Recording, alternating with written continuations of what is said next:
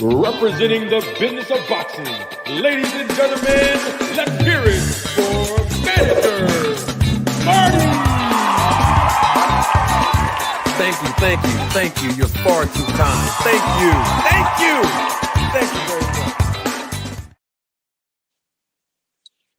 Ladies and gentlemen, members of the jury, members of the Roll the Tape film crew, welcome to another episode, a special edition of Roll the Tape podcast with Manager Marty. I'm your host, Manager Marty. We need answers. Now, we're going to bypass our Town Watch check-in for this morning, but I first want to welcome each and every last one of you who's joined this live broadcast, live and live in color. I want to welcome you. If you're watching the replay of this live, you could have been anywhere else in the world, but you chose to be here with me. Also, I have to let you know this. If you are a hater, a spy, or a detractor of mine, I welcome you, because I promise you today, you're going to learn something about the sport and the business of boxing that you didn't know before you came here. Also, I have to give a double salute to the sponsors of this channel, friends of this channel, to Courtler Manus LLC. They are personal injury lawyers in the states of Pennsylvania and in the state of New Jersey. If you need a personal injury attorney, doesn't matter the reason, one thing I can tell you right now, they will fight for you and they will win. Doesn't matter what the situation is. If you're in the state of Pennsylvania or in the state of New Jersey and you need a personal injury attorney, I'm recommending you to Courtler Manus LLC. Number at the bottom of your screen, 267-457-4201. WeFightWeWin.com is how you can reach them through their website. Also, have to plug myself in as well. Cash App, Manager Marty, is at the bottom of your screen. All contributions are greatly appreciated. Also, there is a link that's pinned to the top of this chat. And that is for anyone who is subscribed to the channel. Click that link. So that you can upgrade to become a member of the channel and a supervisor of the Roll the Tape film crew. Perks are exclusive to those who join the channel, become a member. That's all you have to do. Now, enough with the hugs, handshakes, and Valentine's Day cards. Let's get to Keyshawn Davis. Let me start from the beginning, because I want us all to be on the same page. I'm going to use Keyshawn Davis's situation as a teachable moment, because you all have heard so many people criticize me. You've heard so many people insult me. You've heard so many people undermine my experience and expertise as a professional boxing manager licensed in multiple states here in America. You've heard even people like Brian Norman Sr. say that I'm not a real manager. I don't know the business of boxing. You've heard people like Timothy Bradley say he hope I get sued. Speaking of being sued, you heard Floyd Schofield Sr. say that he was going to actually sue me. You even heard Rachel Donier call me broke. You even heard Bill Haney say I am the manager of Walmart and even the manager at Target. I mean, the list goes on and on. The bottom line is, what I'm really emphasizing on is the fact that today you're going to learn something about the sport and the business of boxing that you did not know before you encountered this live broadcast. And I promise you, no matter how many people did videos, no matter how many people did shorts, no matter how many people published live videos within the last 24 hours since the news broke about Keyshawn Davis, you ain't gonna find this nowhere else. I promise you that. Double salute all of members of the channel and supervisors of the Road to Tape film crew who's live and living color right here with us in the live chat. Appreciate you all. Now, like I said before, enough with the hugs, handshakes, and Valentine's Day cards. Now, let's start this from the beginning. Keyshawn Davis was scheduled to fight Edwin De Los Santos tonight. All of us at this point, we are fully aware of that, right? Okay. Now, I told you all in the video that I recently published that Edwin De Los Santos did not have any competitions inside of a boxing ring professionally at any event since November of 2023 when he lost on the scorecards against Shakur Stevenson. That's the last time we all saw Edwin De Los Santos compete in a professional bout inside of the ring, November of 2023. So this fight right here would have been officially Edwin De Los Santos' first fight within a year and a half. Now, why am I even starting this broadcast off? Why am I even starting off my point? Why am I even starting off my illustrations? Why am I starting off my teachable moment with that fact? Because that one fact alone is going to raise some questions for Keyshawn Davis. And we're going to get to it shortly. Now, with that being said, not only was De Los Santos lacking activity, but he obviously was prepared to fight Keyshawn Davis. How do we know that? Because even though he was out of the ring for a long period of time, he was still able to make weight for this fight. He came in below the 135-pound mark, and he made weight perfectly fine. Obviously, to the contrary, Keyshawn Davis did not make weight. In fact, Keyshawn Davis weighed in on the official scale over the weight limit. We already know that. 4.3 pounds, correct? Over the weight limit. Okay? We already know that Keyshawn Davis missed the weight. Keyshawn Davis also had multiple opportunities to make the weight. I'm going to teach you something about boxing if you didn't know, professionally speaking, that when a fighter professionally misses a weight in the professional rankings, I'm not talking about in the amateurs. We'll deal with that another day because I have experience in the amateurs as an official. Most of you already know that, referee and judge.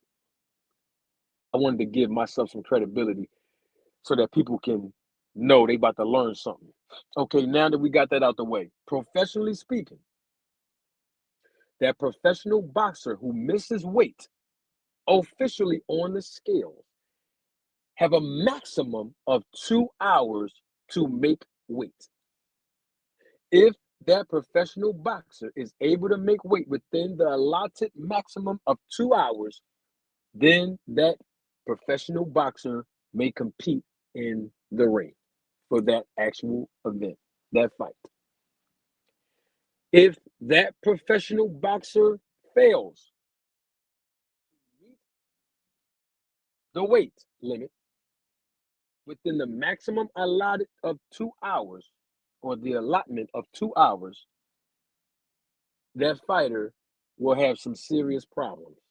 In fact, that fighter won't even be able to compete in the ring unless there's other procedures that are prerequisite to be made to make that happen. I want to give you all that picture so that you can see how I'm going to use this paintbrush to teach you something. Keyshawn Davis not only missed weight, but Keyshawn Davis missed weight against a guy, Santos, who haven't had any professional ring activity for 1 year and a half. Keyshawn Davis missed weight as a world champion. He just got the belt not too long ago. Haven't even had the belt for like 2 or 3 years yet. But okay. Keyshawn Davis missed weight in his hometown. How you miss weight and almost forfeit fighting in front of your 6th grade teacher in the stands? You ain't gonna find this nowhere else. How you miss weight in your hometown where the middle school bully that used to pick on you is sitting in the stands? What church do they do that at? Where they do that at, y'all? Not only that, how do you miss weight 4.3 pounds over the weight limit? I can see if Keyshawn Davis missed the weight by 1, 2, maybe 3 pounds, maybe three at the most pounds. You missed it by almost 4.5 pounds? Okay, not only that, the promoter, Top Rank Incorporated, which is the promotion company that promotes Keyshawn Davis and his fights, have an owner by the name of Bob Arum. His real name is Robert Arum, but we all affectionately know him as Bob Arum. And Bob Arum said, and I have to quote Bob Arum because Bob Arum said this to Dan Raphael. It's on public record now. Dan Raphael, the editor, the reporter, the journalist for ESPN. Bob Arum said that the way Keyshawn Davis looked did not look like a professional boxer who was trying to make several attempts to make the weight. Bob Arum said Keyshawn Davis didn't even look dehydrated, which is customary for a fighter to be hydrated when they're really making attempts to make the weight. Bob Arum said to him, in his professional experience, it seems like to him that Keyshawn Davis never even tried to make the weight from the very beginning. Hold up for a minute. You mean to tell me the promoter of the actual fighter, the A-side fighter in this scenario, who's the world champion in this scenario, the promoter is making a public statement saying words as such as the words that Bob Arum is saying?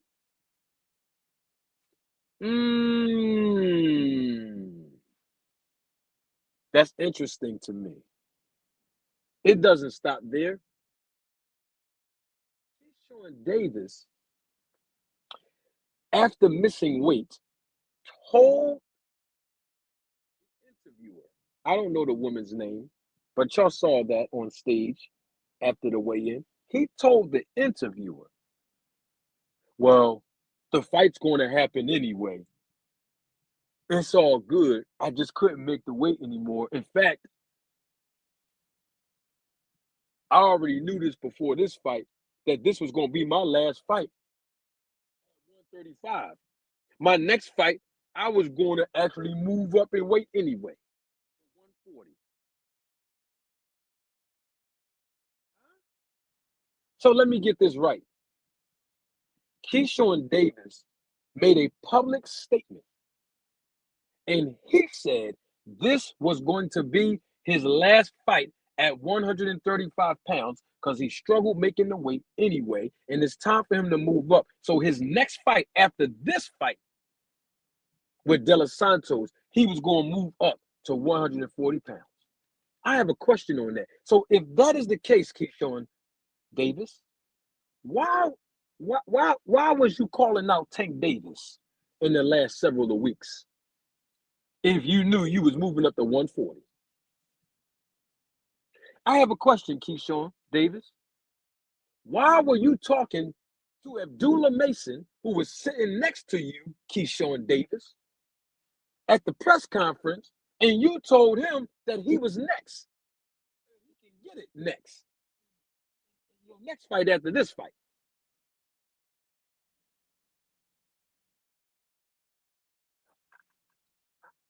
We need answers. So when we put all of that in the pot and we stir it up,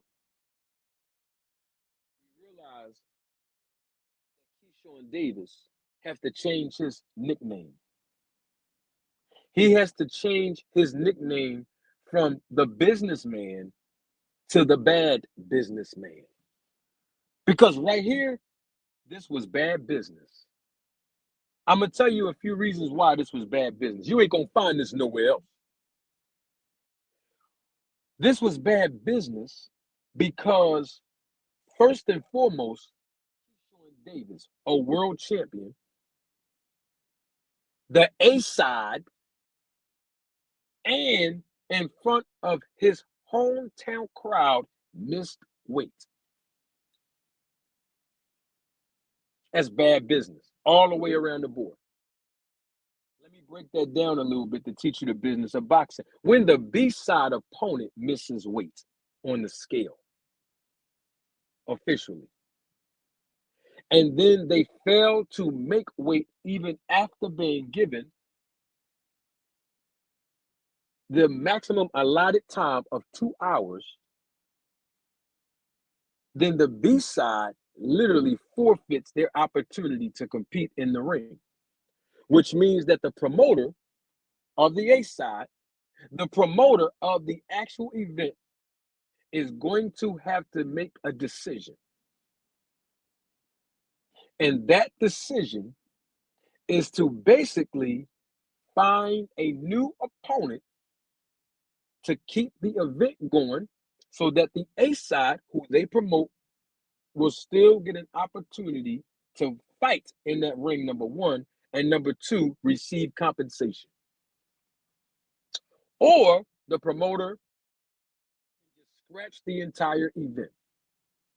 Or the promoter can say, well, even though the main event was going to be the A side fighter who we are promoting versus this B side opponent, even though that was going to be the case, that entire fight is going to have to be moved off of the card because it's impossible. And we tried to make several attempts to do it, which made it impossible for us to find a replacement within the allotted time of maybe 24 hours. And so with that being said, the main event fight will not happen, but we will still resume our efforts to allow the event to continue. Those are the three options that a promoter have when they're confronted with that problem of bad business. With that being said, in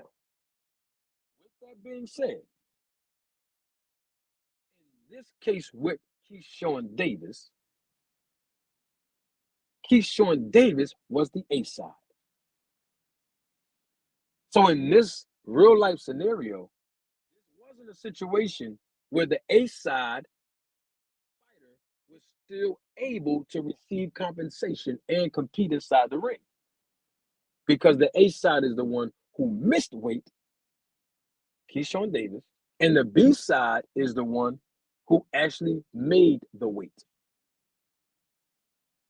who was the opponent. So now let's put this in proper perspective of how bad business happened on this front. Now, the A side, Keyshawn Davis missed weight. So now the promoter of the A side, Top Rank, they are confronted now with some problems that they have to endure and then obviously resolve. They have options even in this situation. Option number one, always the first option, let's continue to make this show happen. This is our main event attraction, not just the A side on the undercard. No, this is the A side in the actual main event. So to continue our efforts as a promoter, to continue to allow this event to take place as the A side, the main event attraction, Keyshawn Davis can still compete in the ring. That means that the A side now have the opportunity to go to the B side and say, look, our guy missed weight. Okay?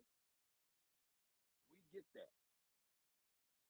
He's still willing, or she is still willing to compete. In this case, we're going to say he because it was Keyshawn Davis. Keyshawn is still willing to compete inside of the ring. De Los Santos, are you still willing to fight Keyshawn Davis in the ring? The B side have an option to say yes or no. Most times the B side would say yes. So the promoter will say, good. I'm glad you're still willing to compete inside the ring after knowing that our A side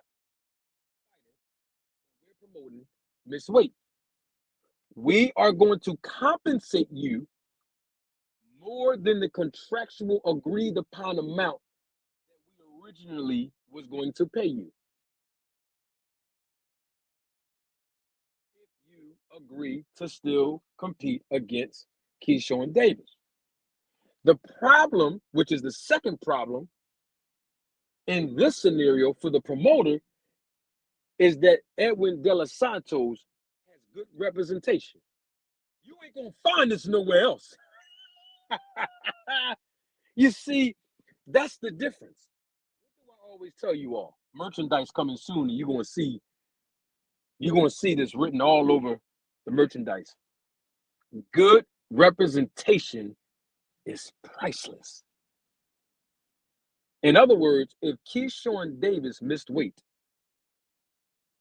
as the A side, and De Los Santos did not have good representation, or De Los Santos didn't have any representation at all, well, Top Rank can throw him more money. Yes, they'll compensate him with more money than he agreed upon if he wanted to continue to fight, of course, because then he will be able to earn the title if he wins.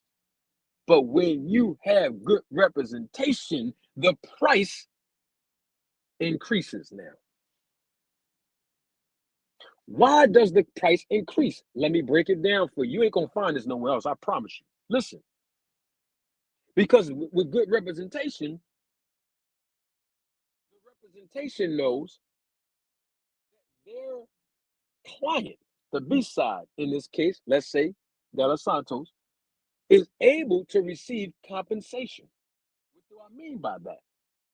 Well, watch this. Anytime the A side of a card or an event misses weight and the B side makes weight, watch this, the B side automatically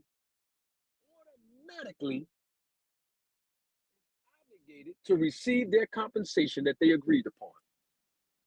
So let's just hypothetically say, so I can put it in layman's terms, Keyshawn Davis missed the weight as the A side, and De Los Santos, the B side, made the weight. And the fight was going to allow De Los Santos, the B side, to get paid $150,000. Well, guess what? Because De Los Santos did his part, he met his obligation in his contractual agreement that he made by making the weight. He's entitled to $150,000 of that said amount without even competing in the ring, without even agreeing to fight Keyshawn Davis. Y'all see where I'm going with this? Okay, the problem that was confronting Top Rank was that De Los Santos had good representation. And so now the price has to increase now because the level of risk for the B-side De Los Santos increases. So let's keep the same scenario and then let's add some extra flavor to it so I can illustrate my point and teach you the business. So now Keyshawn Davis missed weight, the A side. De Los Santos, the B side, he made weight. Let's just hypothetically say the amount that De Los Santos was going to get paid was $150,000. Not only will he receive the $150,000, automatically he's entitled to that, even if they don't even compete in the ring anymore. But now that he has good representation, that $150,000 will now have to increase, where the A side will have to give up a percentage of their purse, in this case, Keyshawn Davis, and whatever else the good representation is requesting, because the client, in this scenario, the B side, De Los Santos, is now going to be faced with a greater risk because he's going to compete inside of the ring with the A side who missed weight, who's going to now rehydrate to a higher weight limit and most likely be in probably one or two different weight classes, which means that his punching power and strength might increase. That's going to increase more damage that De Los Santos will have to incur. And so now good representation will negotiate on behalf of their B side, which is De Los Santos, to go back to the A side's promoter and say, listen, Keyshawn Davis's promoter, Top Rank, we're already entitled to the $150,000 that we agreed upon, and we don't even have to fight inside the ring. But in order for your show to continue as the main event with my client, not only are we going to receive the $150,000, but I want to negotiate for some terms to be able to increase that amount from $150,000 to X amount of dollars. Now, here's where bad business happens again, because now the promoter of the A side, who is now negotiating terms with the B side's representation, have to be confronted with another decision. Is this show worth saving as the A side, Keyshawn Davis, as the main event, or is it not worth it? Now, how would the promoter determine whether or not it's worth it? Well, of course, they already included in the budget that they were going to lose, let me just say, for hypothetical purposes, $150,000. They already knew they were going to lose that, regardless of the fact, even if the fight went on and both Keyshawn Davis and De Los Santos made the weight, right? Y'all following me here? You ain't going to find this nowhere else. So they already knew that. That was already in the budget. They already knew that they were going to give that to De Los Santos if this fight would have taken place. But it's the extra money that they didn't include in the budget because they wasn't expecting Keyshawn Davis to miss weight in his hometown. They wasn't expecting Keyshawn Davis to miss weight as a world champion. They wasn't expecting Keyshawn Davis to miss weight against a guy who been out of the ring for a year and a half of no activity, which is why they put him in the fight against De Los Santos in the first place. The promoter thought for any reason that De Los Santos was going to beat Keyshawn Davis, especially after he hasn't competed in the ring for a year and a half? That's why they called him. They called him thinking that he was going to have problems making the weight. Ooh, I'm gonna leave that for another day right there. It's a practice that matchmakers do on behalf of the promoter. In other words, is go find loose hanging fruit. Been out of the ring for some time now.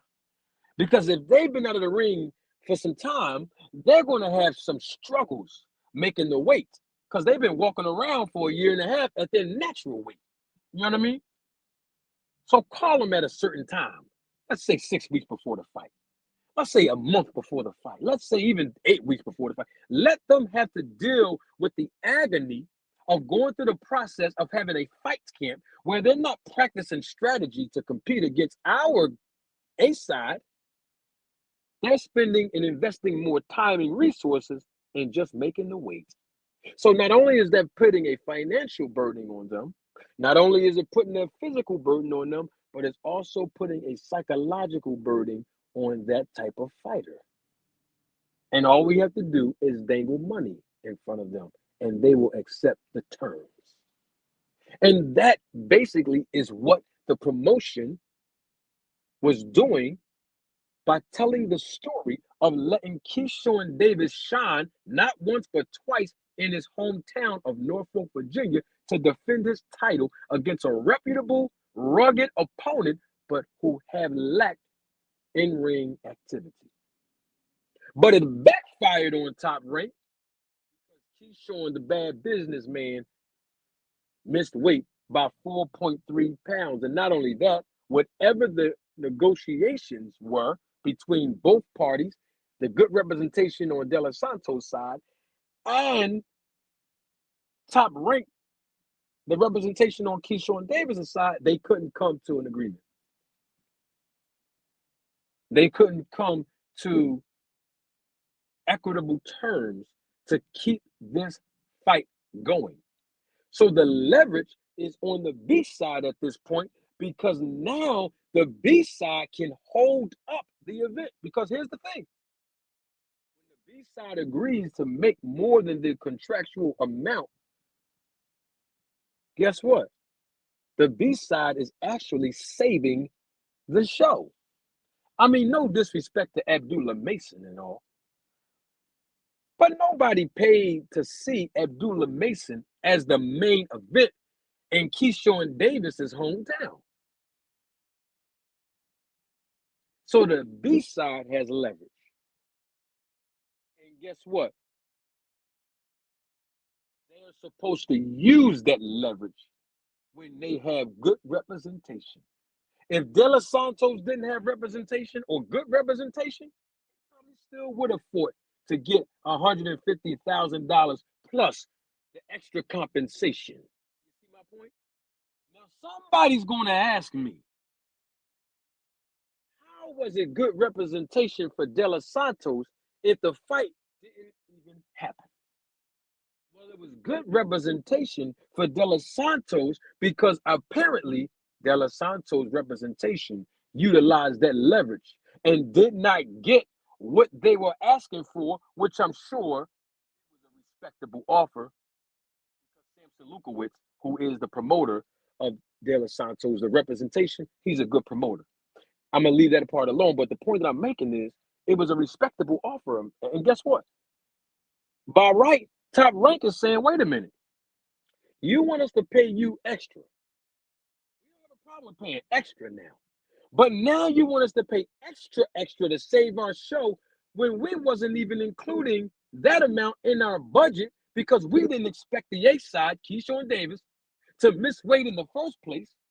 And then on top of that, we might end up in the red. Meaning that we're not going to make a profit at this point. It's not worth us as a promoter making that type of adjustment. Not only that, but don't forget the fight was going to be live streamed on ESPN. So this is not Top Rank playing with just their own money. Watch this. They're playing with ESPN's money. You ain't going to find this nowhere else. I'm glad y'all here this morning. ESPN already cut Top Rank a check And that's why Top Rank has a budget to put on these events, right? Right?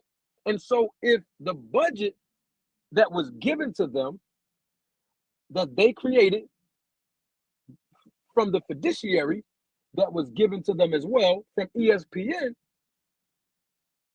well, according to the total budget, we only have enough in the budget to pay all of the fighters on the card, including De Los Santos and Keyshawn. Now, we don't mind coming out of our own pocket for extra compensation to keep the show going. But now he has good representation, right, that has a lot of leverage in the situation, that's going to utilize every advantage that he has to represent his client, De Los Santos. Because at the end of the day, De Los Santos got to go in there and take these punches. Not saying that he wasn't going to take damage in the fight if both of them would have made weight. I'm not saying that. What I'm saying is, it's clearly evident that whatever damage that he was going to incur, the risk of him incurring increased damage is a higher risk, because now he's going against a guy who's going to be rehydrated into 2 different weight classes now after missing the weight. And that's the issue. So apparently, Bob Arum in Top Rank did not believe that it was worth paying whatever negotiations were being made between De Los Santos' representation in Top Rank. Want to know why? Because Bob Arum told y'all himself publicly. He said it don't even seem like Keyshawn Davis is dehydrated, nor do it seem like he made any attempts to make the weight. You mean to tell me Bob Arum in Top Rank, who believes in their heart, based on their experience, that Keyshawn Davis never had any intentions of making the weight in the first place? You think they're going to end up in the red and not make a profit? They already going to lose money anyway, because now they have to pay De Los Santos for not doing any work, for not performing any services in that ring. They have to pay that man. Now, they are going to save some money on the back end, because now, watch this, they don't have to pay Keyshawn Davis. Watch this. They don't have to pay Keyshawn Davis. I want y'all to understand this part. This is important. Keyshawn Davis is the A side. He missed weight. So technically speaking, because he did not perform a service, and this fight is not going to actually happen, Top Rank is not obligated to pay Keyshawn Davis. Now, if he missed weight and the fight was actually going to happen, and he performed his service in that ring as a professional boxer, then yes, Top Rank is entitled to pay him his contractual agreed upon amount. But because he missed weight and they couldn't come to an agreement with the B side, and the fight is actually canceled, Top Rank is going to save a whole lot of money now that they would have paid Keyshawn Davis. You ain't going to find this nowhere else. That's why, again, I'm glad that you all are here. So with that being said, do you think they was going to then pay most of Keyshawn Davis's portion that he wasn't going to get paid, that would really put them in the green? You think they was going to go in debt and be in the red to support their fighter, who they believe, as the promoter, didn't really make no attempts to make the weight anyway? That's not good business. That's bad business for them to do. And that's why they didn't do that. And they should not have done that. And I'm actually glad that they did not do that, because this will set a precedent in boxing moving forward. And what that means is that now boxers have to understand, as a professional, that you literally have to make weight. And you have to make attempts to literally and legitimately make weight in order to compete inside that ring to get compensated. Because now Keyshawn Davis have been in camp for 8 to 10 weeks training and still not going to get paid. What about the sparring partners that Keyshawn Davis used in his training camp? They have to get paid. But Keyshawn Davis is not going to receive compensation. for fighting in the ring. So now he's in the red as well. And I can tell you all kind of other fees, that Keyshawn Davis probably had to incur for this training camp. But guess what? He would have been able to recoup had he fought in the ring. That's why he was a bad businessman in this situation. See, the perspectives that I'm presenting, you're not going to find it anywhere else in the YouTube boxing community, because you know why? Certain people don't have the experience. They don't have the expertise or the knowledge. So that's why when you come here, you're going to get entertainment and education. Now I'm going to take it a step further, and I promise you I'm going to let y'all leave and go home. Watch this. Watch this. Somebody might ask me, what's the difference between having good representation as the B side and having poor or no representation on the B side when the A side miss weight? I'm going to ask that question again. I'm going to let y'all process it, and then I'm going to cook on it and air fry on it. What's the difference between having good representation on the B side and having poor or no representation on the B side when the A side miss weight? I'm going to show you the difference right here.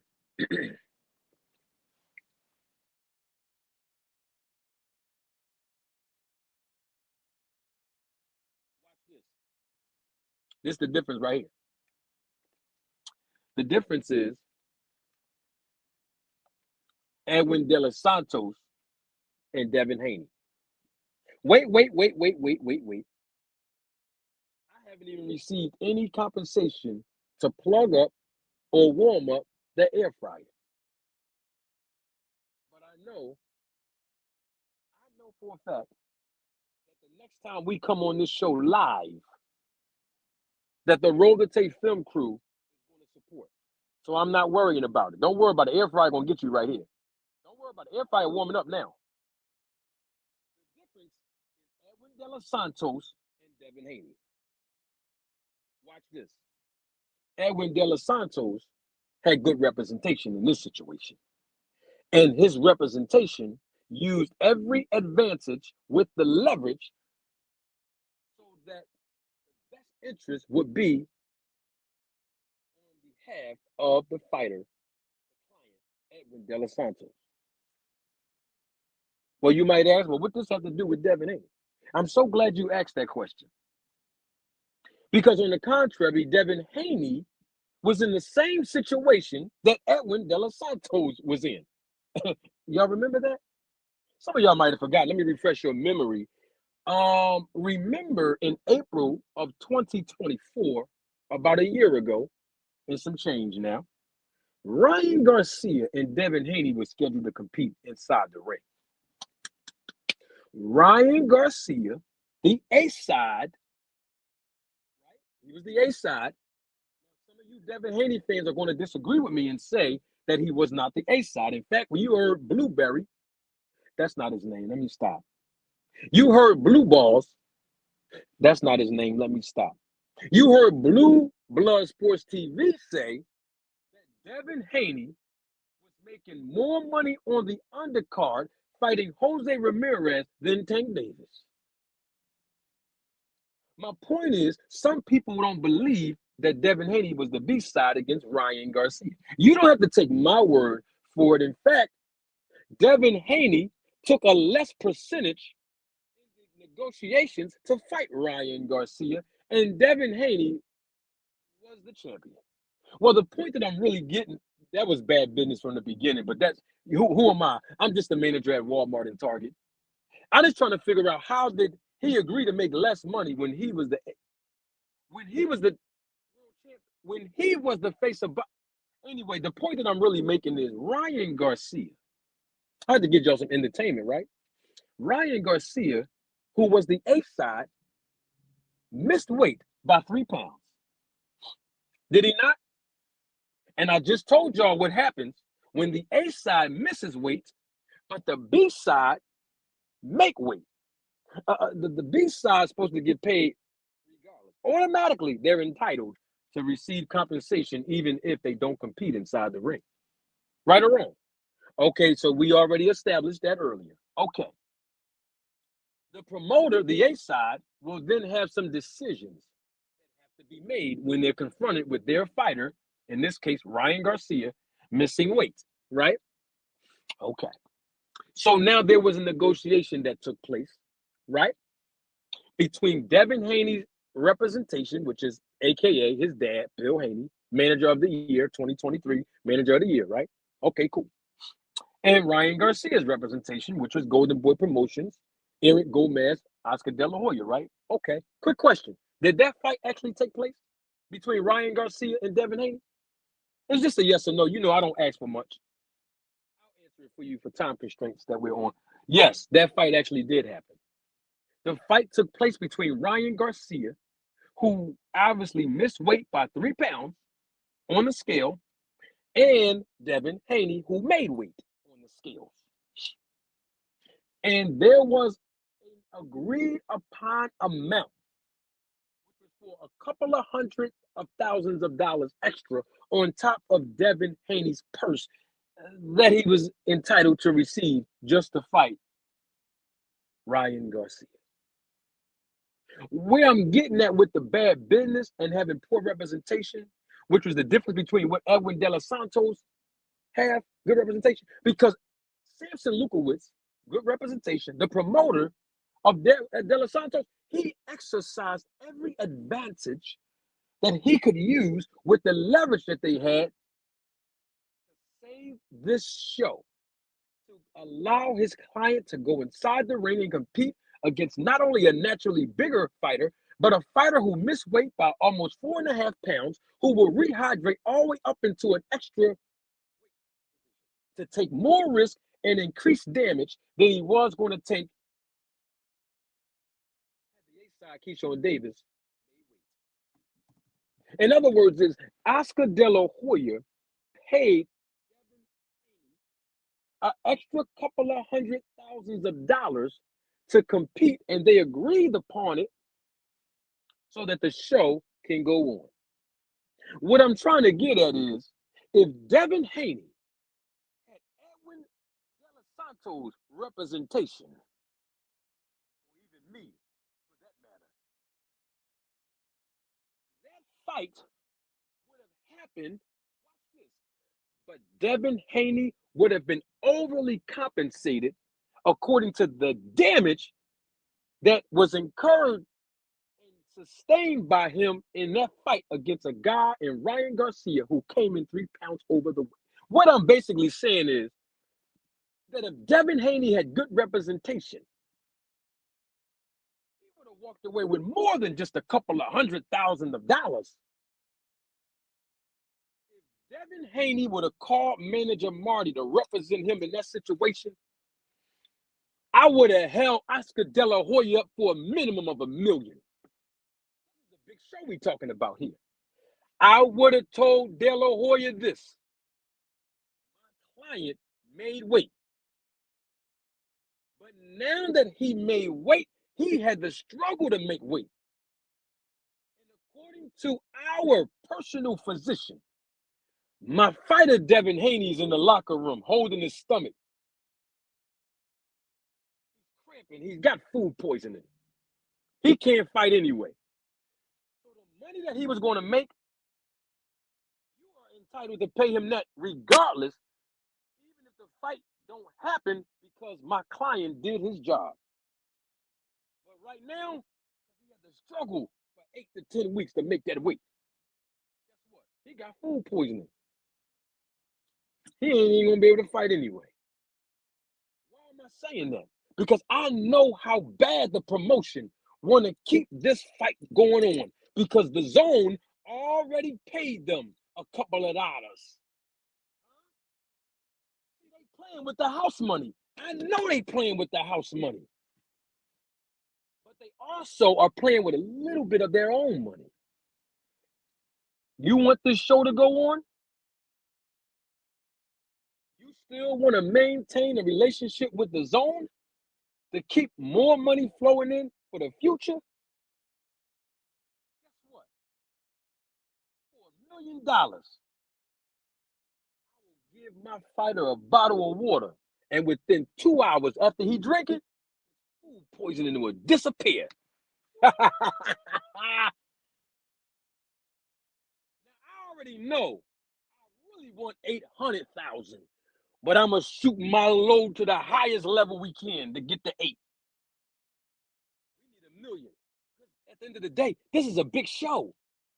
This is a major event. This ain't one of them small little events at the little the storage room next to Foot Locker. No. This is a major event. Major. The fight happened in the Barclays Center in the heart of Brooklyn, New York. Man, look, we need $1 million, homie. I need $1 million. That's what I need. My client need $1 million. Because you want him to go in there and fight your client that's going to come into the fight weighing at least at minimum. At least when he rehydrates at minimum, he's going to come in 2 weight classes above the weight limit. I'm going to need my client to get at least $1 million with all the damage he's going to incur. Possibly. I know the negotiation going to drop me down at the end to about 700,000 to 800,000. But I need at least $1 million. And De La Hoya and them would have paid it. Believe that. The budget from the zone was already covered for all the fighters. Now I'm going to need you to dig in your own pocket. Because this is going to show the promoter how they're going to have to now allow their A side to suffer the consequences for the unprofessionalism of missing the weight. We need $1 million, homie.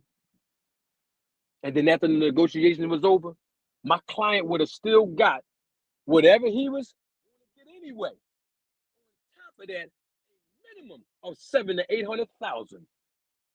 That's called good representation. And guess what? If Oscar De La Hoya and Eric Gomez would have told me that they ain't got it, that's what I would have told Devin. Guess what? Fight is off. My client is not competing in that main event. Fight is off. Now, whatever y'all going to do for the rest of the card, that don't have nothing to do with us. Y'all might as well just cash us out or the money that y'all was going to pay my client anyway. And then guess what? Everybody go home. But that's not what happened with Devin Haney and Ryan Garcia, did it? That's not what happened. What happened is the representation of Devin Haney. Bill Haney, he filed a lawsuit. What happened is the representation of Devin Haney, Bill Haney, went on Vlad TV and told Vlad that the bet that Ryan Garcia made, which was $500,000 per pound that he would be over, that he verbally agreed with, didn't still get paid. That's what happened. That's the difference between good representation and poor or no representation. And I leave you all with this. Good representation in this business is priceless. And Edwin De Los Santos had good representation that stood on good business and told them if you couldn't meet the demands to save this show, then cash us out. With what my client was going to get paid anyway. And adios, amigos. We'll see y'all another time. That's what Edwin De Los Santos representation did. That's what happened. And that's the difference. Double salute to my guy, big contributor on the show and supporter, my main man, Pots and Pan, Kamal Oz. Thank you for your support and contribution to the show, Kamal. Thank you so much, my brother. I really appreciate you. In the super chat, Kamal says these words. Keyshawn did all that talking about Tank and was exposed as a front runner and hypocrite. He chose De Los Santos off of inactivity in a blood clot, then tried to tip the scales even more by missing weight. Duck. Thank you. Kamal Eyes. Thank you so much, Kamal Eyes.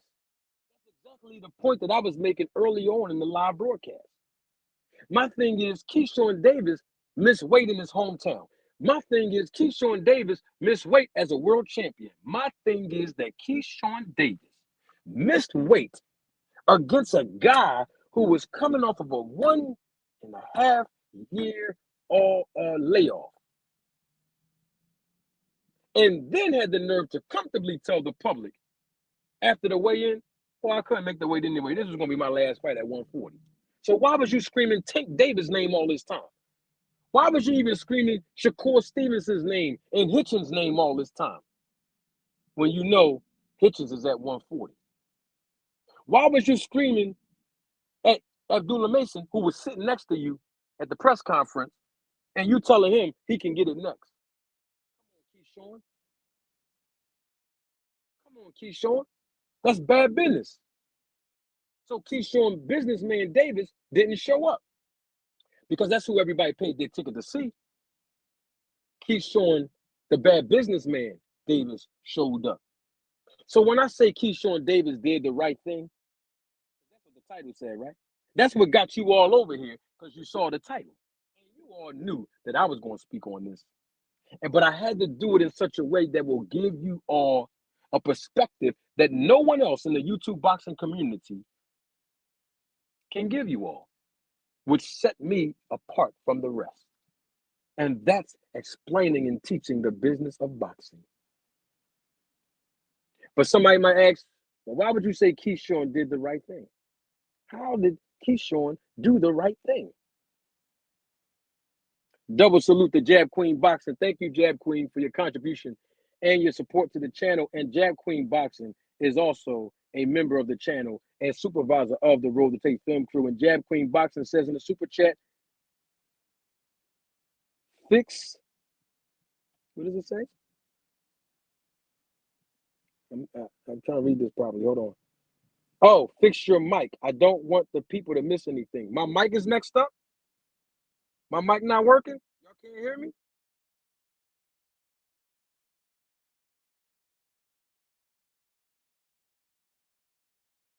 Salute to my guy, JSir72. He's a member of the channel, supervisor of the Roller Take film crew. JSir72 says in the super chat, Keyshawn Davis did a last-minute dip out the back door. Thank you for your contribution and your support, JSir. Always. Yes, indeed. Y'all couldn't hear me?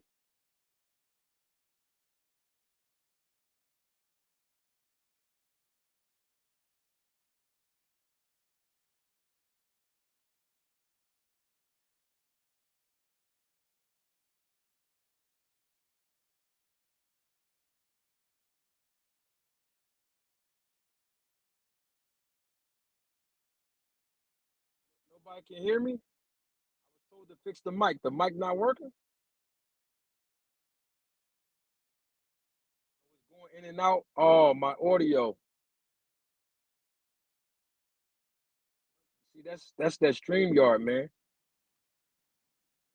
StreamYard messing me up.